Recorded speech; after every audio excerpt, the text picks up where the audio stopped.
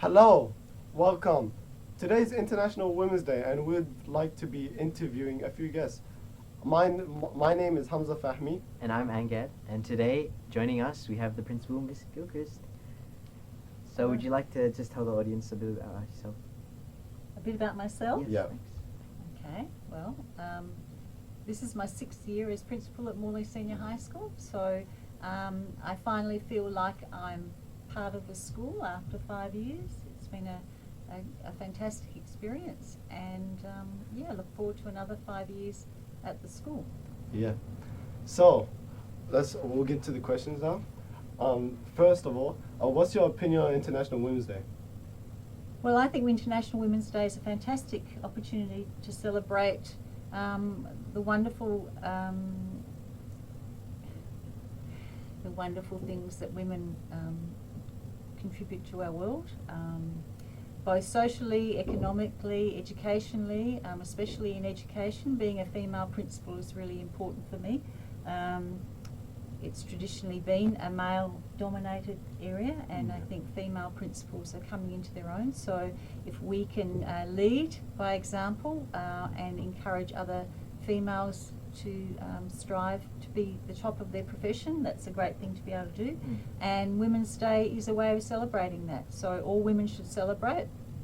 I don't believe there's such a thing as being a feminist but not being a supporter of women. I think they both go together. So I'm very pleased that International Women's Day is celebrated around the world, and I think it's up to all women and men to celebrate that and promote it. Not Yeah. just celebrate it, but promote it as Mm. well. Yeah. So what inspired you to become a principal, take up that?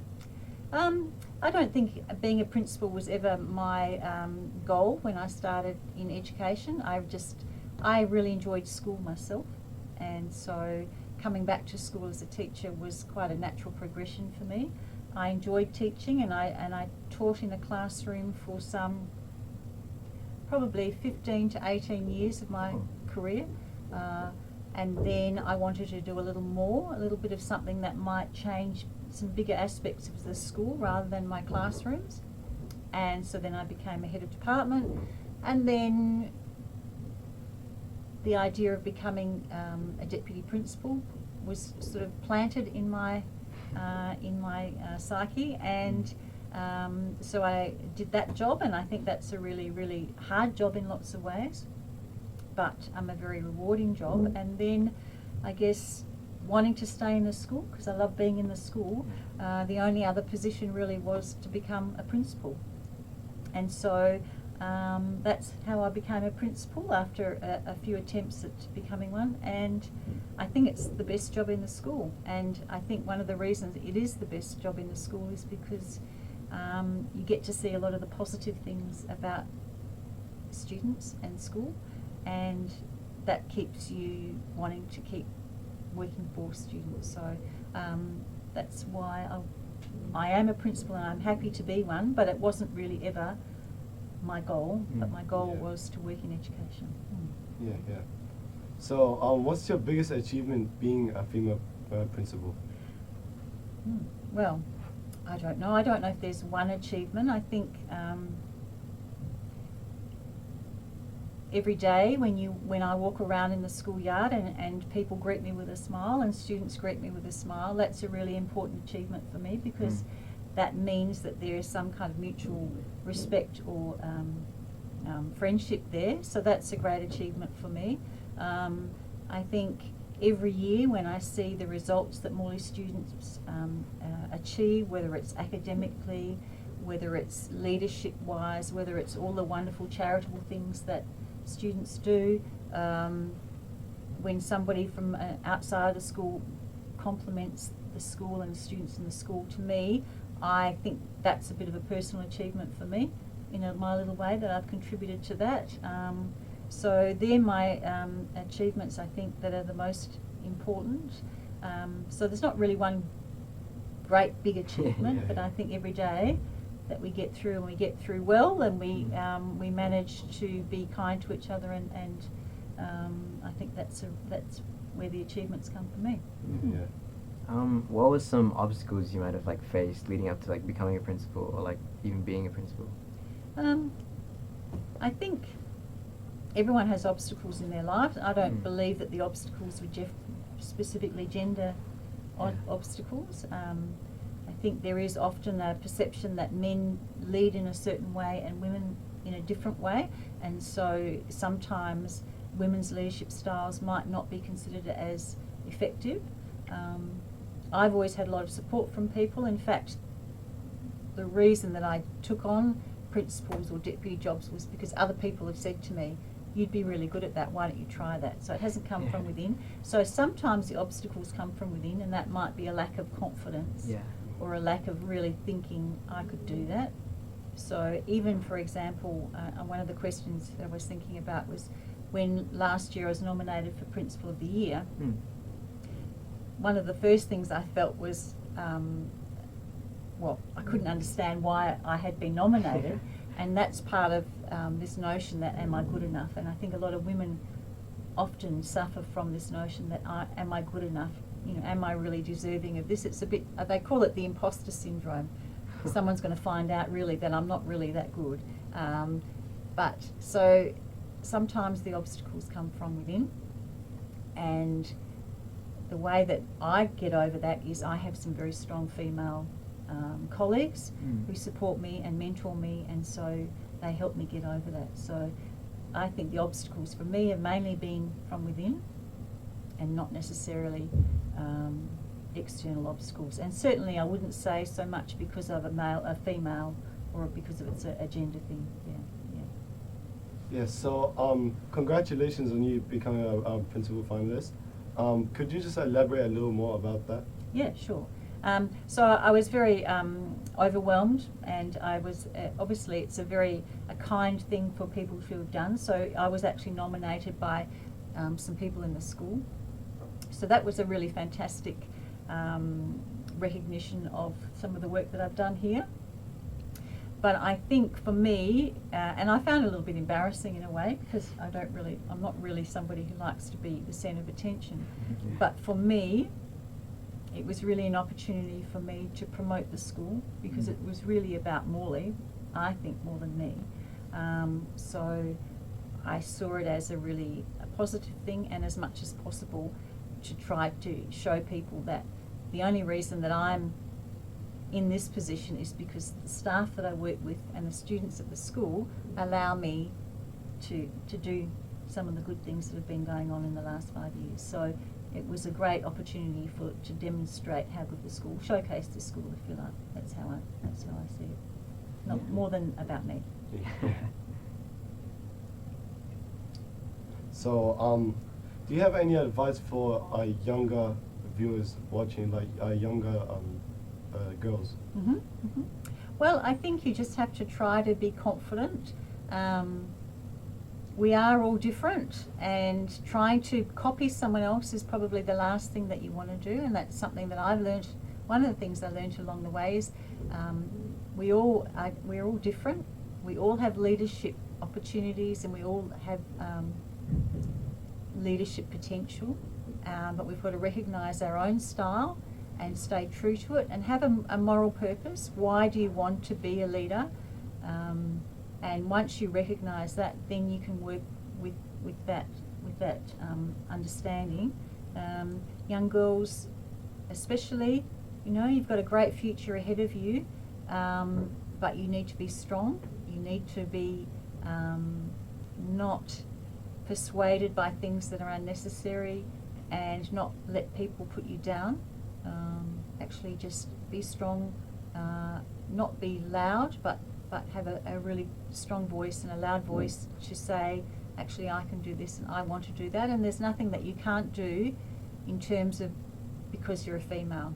There are always going to be some kind of things you don't have control over, and you can't have control over. But being a female should not be one of those things that stops you from doing something. Gender should not be an issue at all. So that's all the time we have today. Thank you, Miss, for your input. It was very inspiring for a lot of us. Those amazing messages. Yeah, and it will hopefully inspire many others to come as well. Thank you very much. Thanks for the opportunity. Thank you, Miss. Thank you. Hi, and welcome back. We have our second guest, Miss Kerimofski, who was a Morley Senior High School alumni and now a science teacher. So would you like to just introduce yourself to the audience and tell us a little bit about yourself? Yeah, so I'm Miss Kerimofski. I'm a science teacher here at Morley Senior High School, and I also was a student. I'm not going to say when I graduated, but I did graduate from Morley Senior High School too. So as a former Morley Senior High School student and now as a teacher here, like tell us a little bit about your journey. Yeah, so I came to Morley Senior High School. Like, I live in the area. My parents still live in the area. Throughout high school, I really liked science. I always liked science and maths. Didn't like HAS as much. And so when I got to year 10, I had to decide what subjects I wanted to do. I knew I wanted to do science. I knew I wanted to do ATAR and eventually go into university.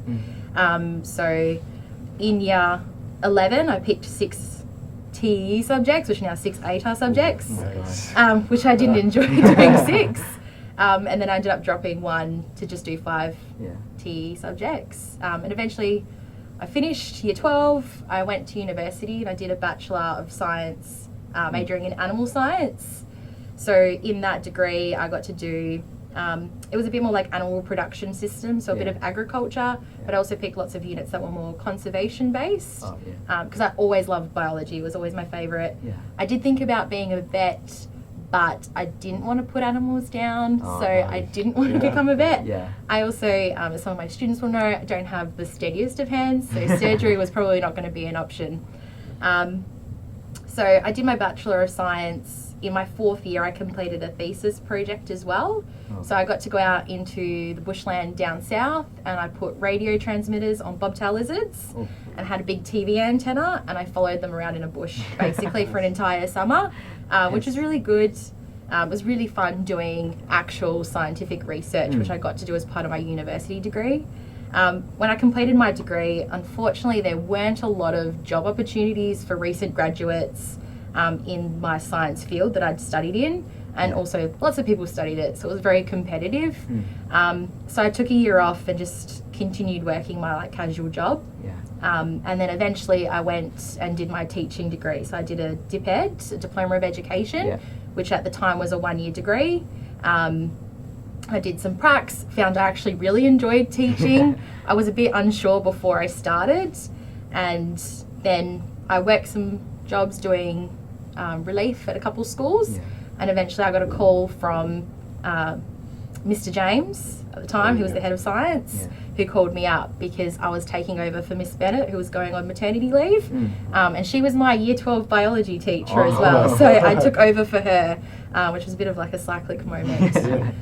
But I do recall being in year 11 biology class, and Miss Bennett was new to the school, and she came in, she was telling us about how she became a teacher, and I was just thinking, like, God, who would want to become a science teacher? Like, who would want to teach in a high school? That sounds horrible. But obviously, once you leave school, things become a bit different. You get a bit of separation, and I do really enjoy being a science teacher and being a science teacher at Morley. So, since today's International Women's Day, what's your perspective on International Women's Day? Yeah, so I think it's a really important day, and it's a really good opportunity for us to reflect, not just women to reflect, but as a country for us to reflect, and as a world to reflect, to see how far we've come in improving conditions for women, not just in Australia but worldwide, and how many more rights and how much more privilege we get as women in our gender from what was previously around. And I think it's also a good opportunity for us to consider where we are and what we need to do to improve, because we're still not at a perfect place, I think, in even Australia, which is First Nation country, in terms of gender equality or just equality. So I think it's really important time for us to reflect.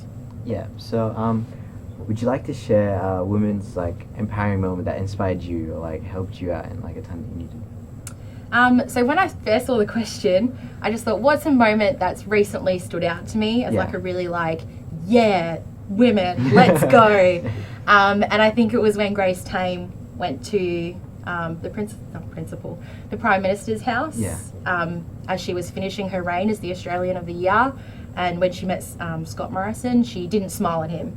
And because, fair enough, she has spent an entire year advocating for people's rights who are victims of sexual assaults, not just women, but also anyone who's a victim of sexual assault. And here's a person who can enact change in our country, and she just hadn't thought that he'd done enough when he could have.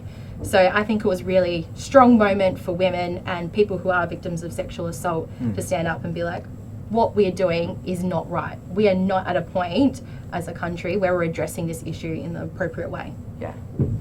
So do you feel there are any other issues that haven't been addressed by that affect women? Yeah, so I think particularly when we're talking about affecting women, it's not just women, it's people who are trans, people who are gender non-conforming or non-binary. I think that's also really important, and that should start to become part of our dialogue. Not to say that women's rights aren't important, but often when we're talking about women's rights, we're talking about human rights. Yeah. When we enact change that helps women, we are enacting change that helps everybody. Yeah. And also people of colour as well. So I think violence against women and like trans people really needs to be improved in our country. And I think that all stems from our understanding of women and gender identity and gender stereotypes. I think that's something that's going to be a really important concept and topic that's going to be discussed, I think, in the near future. And change will be enacted by people like you guys. Yeah. You guys are at the forefront of that kind of Yeah. gender discussion. Lastly, to finish it off, so do you have any advice to give like young women watching this interview to like inspire them or anything like that? So some advice, a piece of advice that I really like, particularly as a high school teacher, what people say about me is none of my business. Kids are going to talk about you, people are going to talk about you behind your back. And at the end of the day, like, why are you wasting time putting stock into people's opinion? Not that I'm saying I don't value my students' opinions, but I'm sure we all have bad days and they might say some things or think things about me that's not particularly nice. You got to let it water off a duck's back. Yeah. My other big piece of advice, get your driver's license as soon as you can. Transport is not very good in Perth. Getting a driver's license gives you that kind of sense of freedom that you can kind of go out and start your life as a young adult. Okay, thank you. So thank you for your input, Miss. It has really inspired me and especially Engad as well. Yeah, you gonna get your driver's license? 100%. I already got it. So and it probably even inspired many people that might be watching. So we really appreciate your time. Yeah, Thanks, thank you. miss. Thank you guys for watching, and bye bye.